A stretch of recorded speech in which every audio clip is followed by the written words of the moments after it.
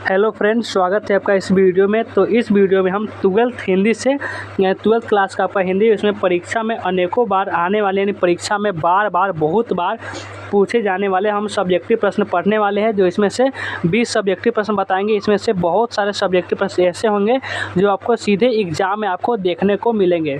और ये science, arts, commerce किसी भी आप स्ट्रीम से हैं, आप इस वीडियो को लास्ट तक देख लीजिएगा, क्योंकि 20 सब्जेक्टिव प्रश्न बताएंगे। हमें हमेशा लड़ने वाला ही सब्जेक्टिव प्रश्न जो आपका लिए सबसे MVVI होगा, ज़रूरी से ज़रूरी प्रश्न होगा, वही सिर्फ इसमें बताने वाले हैं जो आपका परीक्षा 2025 के लिए आप लोग देख रहे हैं। तो चलिए हम एक एक प्रश्न से आपको अच्छे तरीके से समझा देंगे। आपको सभी चैप्टर्स लाए हुए हैं, क्योंकि आपके एग्जाम में सभी चैप्टर्स रहेगा। आपको इसी क्लास में आपको याद करा देंगे, इतनी गारंटी है। चलिए सबसे पहला नंबर प्रश्न से देखना स्टार्ट करते हैं। देखिए सबसे पहला नंबर प्रश्न है कि कवित्री का खिलौना क्या है। प्रश्न को पढ़िए पहले कि कवित्री का खिलौना क्या है। ये कौन से चैप्टर से लिया गया है, पहले ये समझिए। ये जो आपका लिया गया है पुत्र वियोग चैप्टर से। कहाँ से? पुत्र वियोग चैप्टर से ये लिया गया है। इसमें सुभद्रा कुमारी चौहान जी उसको लिखे हुए थे हैं, तो वही से लिखा गया है कि कवित्री का खिलौना क्या है, यानी सुभद्रा कुमारी चौहान जी का खिलौना क्या है। तो उत्तर में लिखिएगा कवित्री का खिलौना उसका पुत्र है, यानी उनका जो पुत्र है वही उनका खिलौना है। नन्हे पुत्रों के साथ कवित्री खिलौना की तरह खेलती थी, यानी जो उनका अपना पुत्र था, यानी छोटा सा पुत्र था, उनके साथ वो खिलौना की तरह खेलती थी, और इसीलिए वो अपना खिलौना अपने पुत्र को ही समझती थी। परंतु और समय वह उनसे छिन गया, यानी परंतु उनकी मृत्यु हो चुका है। जो सुभद्रा कुमारी चौहान जो कवित्री है, उनके जो पुत्र का मृत्यु हो चुका है, इसीलिए जो आपका चैप्टर है उसका नाम पड़ा था पुत्र वियोग। इसीलिए उनका चैप्टर का नाम था पुत्र वियोग। तो चलिए हम यह प्रश्न भी आप अच्छे से तो समझ चुके होंगे। तो हम अगले प्रश्न पर चलें। तो देखिए ये अगला प्रश्न है कि हार जीत में मशक वाले की भूमिका क्या है, यानी हार जीत जो आपका कविता है उसमें मशक वाला की क्या भूमिका है, वही आपसे बताना है कि मशक वाला की भूमिका क्या है। तो लिखना है कि हार जीत शीर्षक कविता में मशक वाला फिर हार गए हैं, गाजे बाजे के साथ जीत नहीं हार लौट रही है, वह बड़ा अनुभवी और परंतु सच बोलने की जिम्मेवारी से मुक्त है, लोग उस पर ध्यान नहीं देता है। यानी हार जीत में मशक वाला यह कह रहा है कि उसमें जो हार या जीत में जो ढोलक बजाते हुए जो जनता लौट रहे हैं, उसमें किसी को यह पता ही नहीं है कि किसकी जीत हुई किसकी हार हुई। यानी अगर हार भी हुई तो उसको जीत मना रहे हैं, और जीत भी हुई तो उसको हार मना रहे हैं, यानी किसी को पता ही नहीं है कि आखिर जीत किसकी हुई है। मान लो अगर समझ लीजिए कि 10 लोग गए हुए लड़ने के लिए, और समझ लीजिए 10 लोग आएंगे तो वही जो बताएंगे वही तो सब लोग सुनेंगे कि हार गए कि अब जीते। कोई लड़ाई हो रही है, मान लीजिए ऐसा कि अगर लड़ाई हो रही है तो जो लोग बताएंगे वही ना और लोग जानेंगे कि अगर लड़ाई हुई या फिर नहीं हुई। तो उसी प्रकार से आम जनता जो है वह जानते नहीं है कि हमारी हार हुई है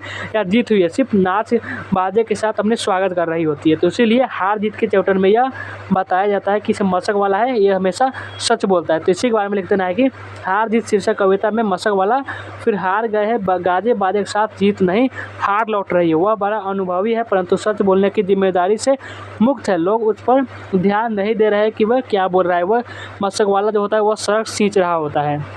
तो यह भी आपका कवित्री का खिलौना क्या है यह भी समझ गए, और हार जीत में मशक वाले क्या भूमिका है यह भी समझ गए। ये सब प्रश्न होते हैं जो हमेशा क्वेश्चन बैंक में देखेंगे, तो वे सब प्रश्न कभी न कभी ये सब प्रश्न पूछा गया है, तो इसीलिए ये सब ज़रूरी प्रश्न था। तो चलिए हम अगला प्रश्न पर अब चलते हैं।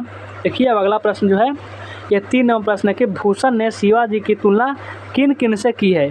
भूषण ने शिवाजी की तुलना किन किन से की है। ये आपका कवित जो आपका चैप्टर है वहाँ से लिया गया है। ये आपका लिया गया है कवित चैप्टर से, कवित चैप्टर से लिया गया है, जिसको भूषण जी लिखे हुए हैं। आपका कविता जो बहुत ही अच्छा कविता है, जिसमें एक छत्रसाल और शिवाजी की वीरता के बारे में चर्चा किया होता है इसमें, तो एक कवित पाठ में। तो इसी में से क्वेश्चन है कि भूषण ने शिवाजी की तुलना किन किन से की है। तो लिखना है, अगर आपको एग्जाम में एक क्वेश्चन आता है तो कैसे लिखिएगा, तो लिखना है कि भूषण ने शिवाजी की तुलना इंद्र, वारिवाग्नि यानी समुद्र की आग कहते हैं, वरवाग्नि, और राम, पवन, शिव, परशुराम, दवाग्नि, चीता, शेर, सूर्य और कृष्ण से की है शिवाजी की तुलना। तो ये भी समझिए कि भूषण ने शिवाजी की तुलना किससे की है।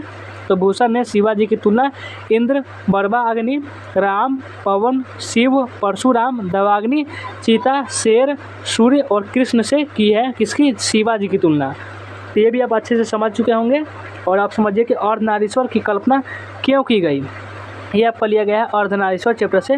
जिसको कौन लिखे है, तो जिसको लिखे अपने ये कौन, रामधारी सिंह दिनकर जी जो हमारे राष्ट्र कवि है वही इस चैप्टर को लिखे हुए हैं, अर्धनारीश्वर चैप्टर को। तो अर्धनारीश्वर की कल्पना आखिर क्यों की गई होगी यही बताना है। तो कैसे लिख दीजिएगा आसानी से कि समाज के विकास में स्त्री और पुरुष के समान योगदान को दिखाने के लिए अर्धनारीश्वर की कल्पना की गई होगी कि कैसे नर और नारी एक दूसरे समान है, एक ज़्यादा अंतर नहीं। इसी प्रकार से कुछ दिखाने के लिए अर्धनारीश्वर की कल्पना की गई होगी। देवों के देव महादेव स्त्री और पुरुष के समान ही स्त्री को भी समान मिलना चाहिए, स्त्री पुरुष पूर्ण रूप से समान है, यही बताने के लिए अर्धनारीश्वर की कल्पना की गई होगी। तो अब 3 नंबर प्रश्न और 4 नंबर दोनों प्रश्न हम अच्छे से समझ गए होंगे। तो एक बार वीडियो को लाइक करके एक बार शेयर कर दीजिए। सभी स्टूडेंट एक बार शेयर करेंगे और वीडियो को लाइक भी कर लेंगे, और अब न्यू स्टूडेंट है तो चैनल को सब्सक्राइब भी कर लेंगे।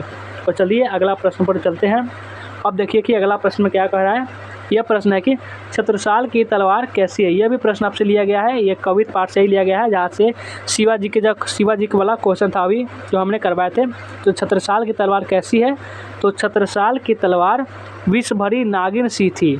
यानी छत्रसाल की जो तलवार है वह विष से भरी नागिन के समान है, वह दुश्मनों को खदेड़ कर काटती है। यानी ऐसा उनके जब तलवार म्यान से निकलता है तो ऐसा लगता है कि एक नागिन से जहरीली नागिन है जो लोगों को डस रही है, यानी उसे गर्दन में लपेट कर उसको खात्मा कर रही है। तो ऐसा छत्रसाल की वीरता के बारे में बात किया जाता है कि उनकी तलवार कैसी है, कि छत्रसाल की तलवार विष भरी नागिन सी थी, वह दुश्मनों को खदेड़ कर काटती थी, वह तो प्रलय काल के सूर्य के समान काफ़ी चमकदार थी। यानी जब वे म्यान से निकलती थी तलवार तो इतनी चमक, सूर्य के समान उनकी चमक रहती थी, जो दुश्मनों के हथियारों के अहंकार पूर्ण रूप से समाप्त कर देती थी। छत्रसाल की तलवार कैसी थी, इस प्रकार से लिखिएगा। इतना ही आंसर, क्योंकि यह शॉर्ट क्वेश्चन में आपसे पूछा जाएगा तो इतना लिख दीजिएगा, यह काफ़ी है। आपको 2 नंबर तो फिक्स है कि इतना मिल ही जाएगा। ये भी प्रश्न समझ गए कि छत्रसाल की तलवार कैसी है, तो छत्रसाल की तलवार एक नागिन से जैसी है जो दुश्मनों को गर्दन में लपेट कर खात्मा कर देती है। इसी प्रकार से लिख देना है आपको एग्जाम में। और चलिए अगला प्रश्न पर चलते हैं। देखिए अगला प्रश्न की, अब आइए अगला प्रश्न है, भगत सिंह ने कैसे मृत्यु को सुंदर कहा है। वे आत्महत्या को कायरता कहते हैं, इस संबंध में उनके विचारों को स्पष्ट करें। यानी भगत सिंह ने कैसे मृत्यु को सुंदर कहा है, कैसे मृत्यु होती है जिसको भगत सिंह अपने अनुसार सुंदर कहते हैं कि वह मृत्यु सुंदर मृत्यु है। वे आत्महत्या को कायरता क्यों कहते हैं, इस संबंध में उनके विचारों को स्पष्ट करना। ये लिया गया है आपका एक लेख और एक पत्र से। ये लिया गया है कहाँ से, एक लेख और एक पत्र से, जो आपका हिंदी का लगभग 6ठा चैप्टर है, एक लेख और एक पत्र से यह लिया गया है, जिसके लेखक भगत सिंह हैं। और इसमें भगत सिंह के बारे में बात करते हैं कि कैसे मृत्यु को सुंदर मृत्यु कहते थे। लेकिन है कि भगत सिंह ने कहा कि आज़ादी के लिए संघर्ष करते हुए, जो अगर देश आज़ादी के लिए और संघर्ष कर रहे हैं तो उस समय अगर किसी को मृत्यु प्राप्त जाती है, कि किसी की मौत हो जाती है, मृत्यु दंड के रूप में मिलने वाली फांसी को सुंदर कोई मृत्यु नहीं हो सकती। यानी वे बोलते हैं कि अगर देश की लड़ाई के लिए, अगर आज़ादी देश के आज़ाद कराने के लिए अगर मृत्यु दंड के रूप में अगर फांसी दी जा रही है तो उससे सुंदर मृत्यु और कोई नहीं हो सकती, क्योंकि उनकी मृत्यु आगे आने वाली पीढ़ी में आज़ादी के संघर्ष के लिए एक जुनून पैदा करेगी। उनकी जो मृत्यु होगी वे आने वाली जो पीढ़ी होगी उनके अनुसार उनको याद करेगी कि ये आज़ादी के लिए लड़े थे, इसलिए ऐसे मृत्यु को वह सुंदर मृत्यु मानते हैं। भगत सिंह कहते हैं कि आत्महत्या करना केवल कुछ दुखों से बचने के लिए है, कि अगर कोई आदमी आत्महत्या करे तो वह कुछ क्षण दुखों से बचने के लिए वो आत्महत्या कर रहा है, तो उसे सबसे अपराध मानते हैं, घृणित अपराध मानते हैं आत्महत्या को। अपने जीवन को समाप्त कर देना तो कायरता है। क्या है, कायरता है। अगर समाप्त करना है तो वह फांसी के लिए चढ़े, क्योंकि वह देश की आज़ादी के लिए होती है। वे सुखदेव को पत्र के माध्यम से बताते हैं, उनके जो सुखदेव जी होते हैं जो भी जेल में ही थे, तो सुखदेव पत्र के माध्यम से बताते हैं कि विपत्तियाँ तो व्यक्ति को पूर्ण बनाती है। जो भी विपत्तियाँ होती है वो तो व्यक्ति को पूर्ण बनाने के लिए आती है, यानी पूरा बुरा अच्छा बनाने के लिए आती है विपत्तियाँ। उनसे बचने के लिए आत्महत्या करना बहुत बड़ी कायरता है, ये बताते हैं भगत सिंह जी। तो ये भी प्रश्न आप अच्छे से समझ गए ना। और चलिए आप चलते हैं अगले प्रश्न पर। देखिए अगला प्रश्न है कि बिटिया को पिता सिखलाते हैं। बिटिया को क्या करते हैं, पिता सिखलाते हैं तो माँ समझाती है, ऐसा क्यों। ये कहाँ से लिया गया है, एक बार आपको कमेंट में बताइएगा कि 6 नंबर जो प्रश्न है ये कहाँ से लिया गया। इस प्रकार से लिख के जो चैप्टर से लिया गया है उस प्रकार से आप कमेंट में लिख देना है सभी स्टूडेंट के, कहाँ से आपको ये लिया गया है बताइए एक बार कमेंट में कि ये बिटिया को पिता सिखलाते हैं तो माँ समझाती है। ये लिया गया है आपका प्यारे नन्हे बेटे को जो चैप्टर है वहाँ से लिया गया है। तो लिखना है कि यह पिता का जो कथन है उसमें पिता जो सिखलाता है वह सब अभी बिटिया के मानसिक दायरे से परे है, अर्थात उसका फावड़ा, कुदाली, टंगिया, वसूला, खुरपी से नहीं है। यदि परिचय हो भी तो उनकी पूर्ण उपयोगिता उसके सामने अभी नहीं स्पष्ट हो सकी। अतः इनका महत्व उपयोग बिटिया को समझाना पड़ेगा कि ये सब पदार्थ श्रम के प्रतीक है। यानी जो पिताजी जो है बिटिया को सिखलाते हैं, यानी कि जैसे फावड़ा, खुरपी, कुदाली इसके बारे में बताते हैं कि इसका उपयोग कहाँ कहाँ हो सकता है, इसके बारे में वह बिटिया को बता रहे हैं। निर्माण के साधन है और लोहे से बने हैं, अतः उपयोगी है। इनकी सामाजिक उपयोगिता है, यह बात उसको समझाई जा सकती है और उनका उपयोग सिखलाया भी जा सकता है। और माँ ने जिन, और देखिए ये पिता समझा रहे हैं यानी अपने अनुसार कि वो खेत बाड़ी का जो सामान है, खुरपी, फावड़ा, ये सब बारे में वो समझा रहे हैं। और जो उनकी माता जी वो समझा रहे हैं कि जिन उपकरणों की चर्चा की है उनमें से एकमात्र भिलाई का संदर्भ नया हो सकता है। शेष बाल्टी, कुएं की लोहे की घड़ी, गरमला, हंसिया आदि को बिटिया परिचित हो सकती है। यानी जो माँ है वह घर की चीज़ों के बारे में अपने बेटे को समझा रही है और पिता बाहर के यानी खेत के बारे में समझा रही है। वे सब घर गृहस्थी में काम में आने वाले उपकरण हैं, अतः पत्नी मात्र उन्हें याद दिलाकर यह समझा देगी कि यह सारे पदार्थ भी लोहे के ही बने हुए हैं, जिनका उपयोग हम सब करते हैं और प्रतिदिन ही करते हैं। यानी हमेशा दिन करते हैं, हर दिन करते हैं, प्रतिदिन करते हैं।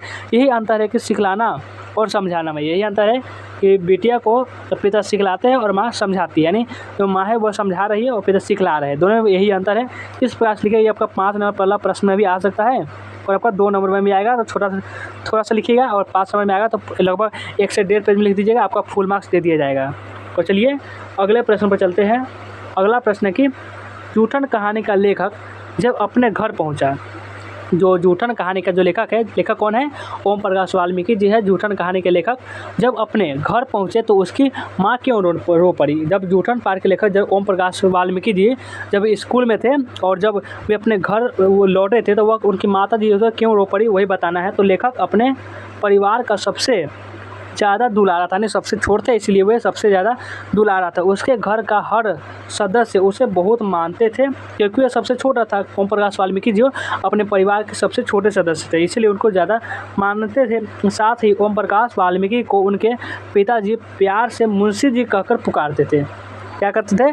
मुंशी जी कहकर पुकारते थे। उनके पिताजी जो थे ओम प्रकाश वाल्मीकि जी के पिताजी उनको मुंशी जी कहकर पुकारते थे। परिवार में सभी लोग गालियाँ खाकर भूखे सोने पसंद कर सकता था, लेकिन अपने लाडले को साथ अपने घृणित पेशे में लाना नहीं चाहते थे। यानी उनको जो परिवार थे वे चाहते थे कि अगर हम गालियाँ सुन लेंगे लेकिन भूखे सो लेंगे, लेकिन अपने जो लाडले हैं उनसे घृणित काम नहीं करवाएंगे। जो गोबर उठाना या फिर जो माल मर जाते थे उनके खाल उधर का बाजार में बेचना उनका पेशा होता था, उनका काम होता था।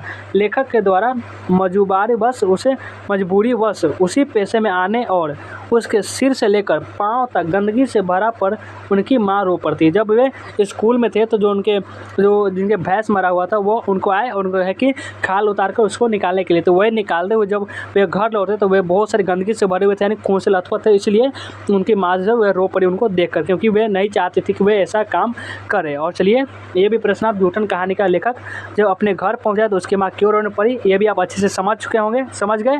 और चलिए अगला प्रश्न पर चलते हैं। अगला प्रश्न है कि डरा हुआ मन वेमन जिसका बाजा रोज बजाता है, यह वेमन का क्या अर्थ है? यहाँ पर वेमन का क्या अर्थ है कि डरा हुआ मन वेमन जिसका बाजा रोज बजाता है, या वेमन का अर्थ बताइए। तो सत्ताधारी अधिनायक यही चाहता है कि सारी जनता उसका गुणगान करे। जो भी सत्ताधारी अधिनायक है वो यही चाहते हैं कि सारी जनता, जितने भी जनता है उनका ही गुणगान करे, उसके गीत गाए, पर यह संभव नहीं क्योंकि मन उसी के गीत गाता है जो प्रिय होता है या महान होता है। क्योंकि मन जो होता है वो जो आपका जो प्रिय होगा वह सबसे महान आदमी उन्हीं का गीत गाता है ना। पर आज की परिस्थितियों से सत्ताधारी वर्ग के गीत जनता को गाने ही पड़ते हैं। सत्ताधारी वर्ग के जनता को गाने ही पड़ते हैं। मजबूरी में हम कायर हैं, निर्बोध हैं, पर एक गीत मन से नहीं गाए जा सकते तो वेमन से ही सही। ये जो गीत होते हैं, जो सत्ताधारी नेता लोग होते हैं, उनके गीत गाने पर वे मन से नहीं गाए जाते, सिर्फ बेमन से ही गाए जा सकते हैं, क्योंकि यह गीत दबाव या अथवा भय के कारण ही गाए जाते हैं कि अगर हम उनके गीत नहीं गाएंगे, उनके दबाव के कारण गीत नहीं गाएंगे तो हमें वे नुकसान पहुंचा देंगे। अतः डरा हुआ बेमन जिसका प्रशंसा करते रहते हैं। इसी प्रकार कवि भी बताते हैं कि डरा हुआ मन है, डरा हुआ मन है पर उसका बाजा रोज़ बजा रहे, समझ ऐसा मान के चलिए। और चलिए आप ये भी प्रश्न समझ गए। और चलिए अगला प्रश्न है कि बिस्मी ना, देखिए ये प्रश्न है पिछला वाला, देखिए आपका 14 नंबर प्रश्न कर रहा है ना। 14 नंबर प्रश्न है कि बिस्मी और मुन्नी को किसकी प्रतीक्षा है, वे डाकिये की राह क्यों देखती है। ये आपका जो लिया गया है, ये कहाँ से लिया गया है, ये आपका लिया गया है सिपाही की माँ, जो आपका चैप्टर है सिपाही की माँ चैप्टर से लिया गया है। सिपाही की माँ चैप्टर से लिया गया है। क्या लिया गया है, तो ये लिया गया है कि बिस्मी और मुन्नी को किसकी प्रतीक्षा है, वे डाकिये की राह क्यों देखती है। इसमें वो मानक जो उनका होता है सिपाही के माँ का, जो उनका माँ का बेटा था जिनका बिस्नी था, बिस्नी का बेटा जो सिपाही था जिनका नाम मानक था, वो जब बर्मा में लड़ने गए हुए थे तो उनके ही राह देखती हुई उनके बोलती है कि बिस्नी और मुन्नी को किसकी प्रतीक्षा है, वे डाकिये की राह क्यों देखती रहती है। तो लिखिएगा कि बिस्नी को अपने सिपाही पुत्र तो मुन्नी को सिपाही भाई की प्रतीक्षा है, वे डाकिये की राह चिट्ठी आने की वजह से देखती है कि आज चिट्ठी आएगी, कल चिट्ठी आएगी, इसी वजह से वह डाकिये की राह देखती रहती है, क्योंकि उसने पिछली चिट्ठी में लिखा था कि बर्मा की लड़ाई पर जा रहे हैं। वह मानना था, वह पिछली चिट्ठी में यह लिखा था कि हम बर्मा की लड़ाई में जा रहे हैं। माँ और बेटी किसी अनिष्ट की शंका के कारण चिट्ठी का इंतजार करते हैं कि बहुत दिन हो गए चिट्ठी नहीं आई, इसी कारण से वे चिट्ठी का इंतजार करती रहती है। और ये देखिए अब है 11 नंबर प्रश्न के होशगम का परिचय अपने शब्दों में दीजिए। ये कहाँ से लिया गया है, तो पहले जानिए।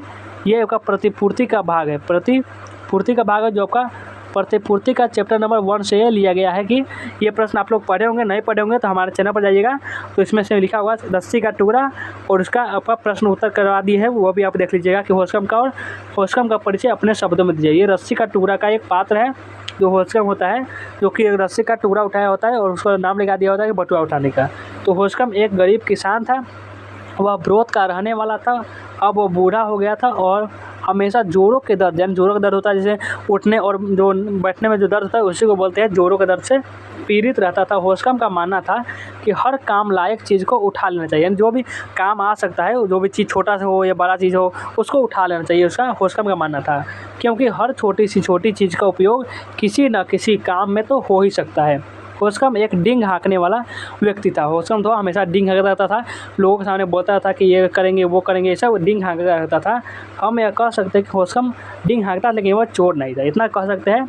होशगम का परिचय रस्सी का टुकड़ा, वो पाठ आप पढ़िएगा तो बहुत अच्छा पाठ है, जिसमें रस्सी का टुकड़ा नाम पड़ा है क्योंकि रस्सी का टुकड़ा उठाया जाता है, इसीलिए ये भी पढ़िएगा, अच्छा पाठ है।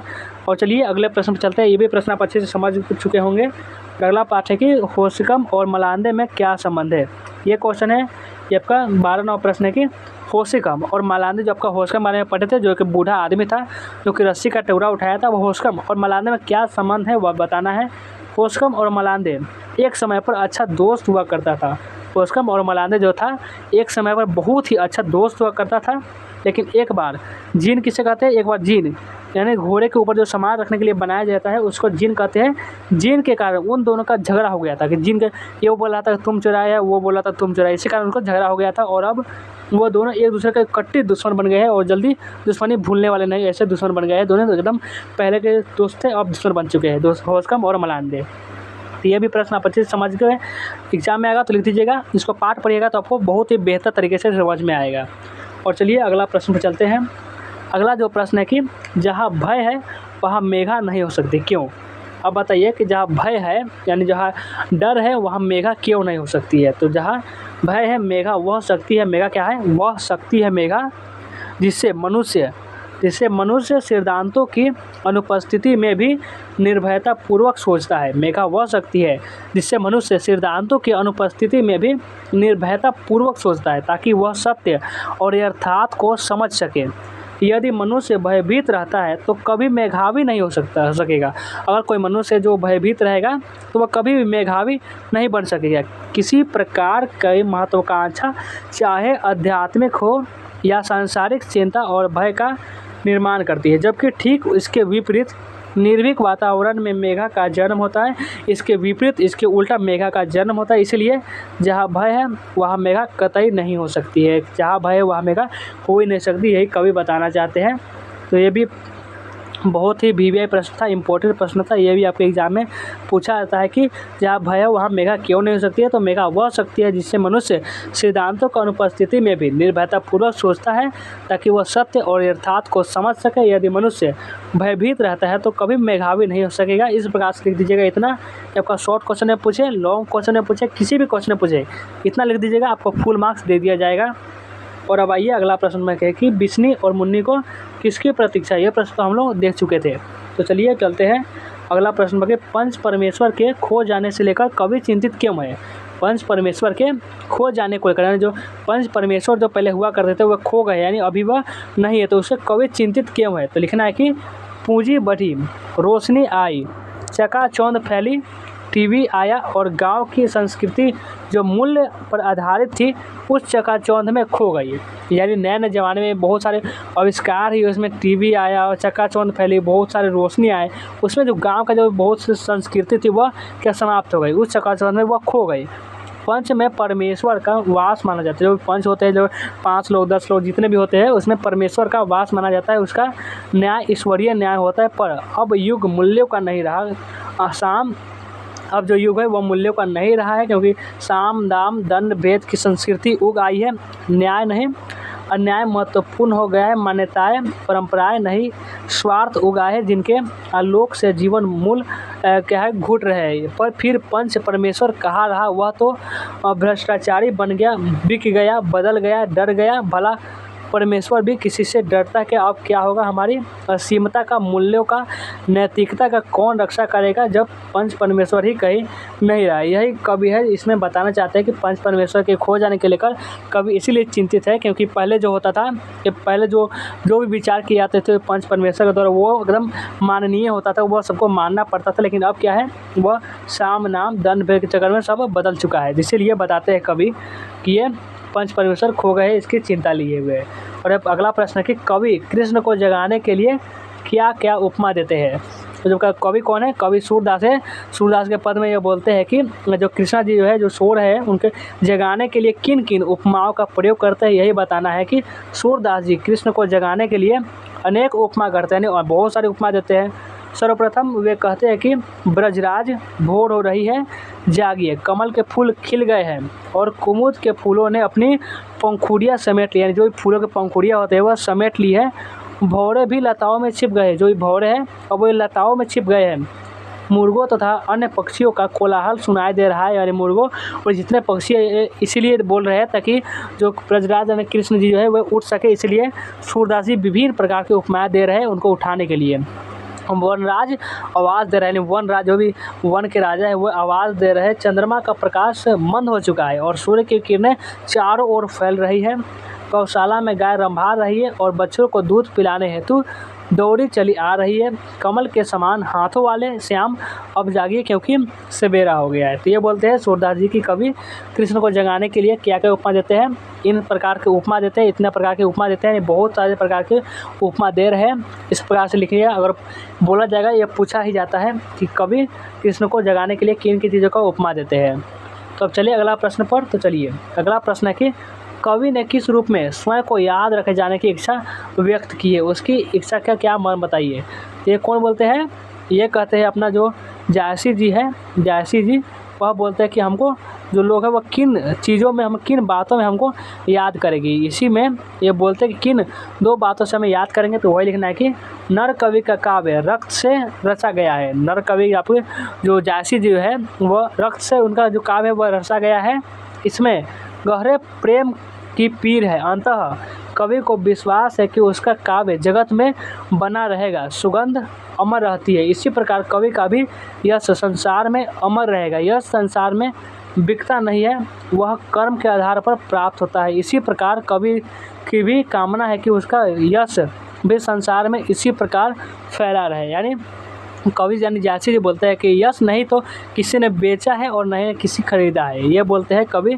और हमको इसी जो बातों से हमको याद रखे जाने की संभावना है। और उसी बातों के लिए हम जो लिखे हुए हैं, कौन से पर कर्मक पाठ को लिखे हुए हैं, कौन यासी जी लिखे हुए करवक पाठ को, जो हम आपका जो काव्य खंड है उसमें सबसे पहला ही चैप्टर है, उसको भी पढ़िएगा। बहुत ही अच्छा चैप्टर है, इसमें से अभी आपका प्रश्न एग्जाम में अक्सर पूछे जाते हैं। तो चलिए अब अगला प्रश्न पर चलते हैं। अगला प्रश्न कि कला के लिए सिद्धांत क्या है? कला के लिए सिद्धांत क्या है?